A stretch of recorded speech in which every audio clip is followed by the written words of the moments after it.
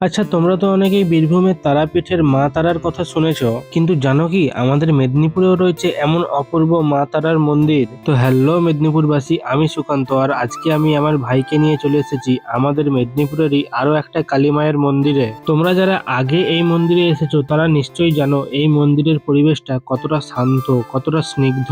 এখানে প্রতিদিন সকাল 9টা থেকে 11টা আর সন্ধ্যায় 6টা থেকে 8টা পর্যন্ত নিষ্ঠার সঙ্গে মায়ের পুজো করা হয়। আর মন্দিরের ঠিক পেছনেই রয়েছে বয়স্কদের জন্য মা শারদা বৃদ্ধাশ্রম, যা এই জায়গাটাকে আরো পবিত্র করে তুলেছে। আমি পার্সোনালি এই প্রথমবার মন্দিরটা ঘুরে দেখলাম আর সত্যিই বুঝলাম এটা অনেক বিশাল জায়গা জুড়ে অবস্থিত।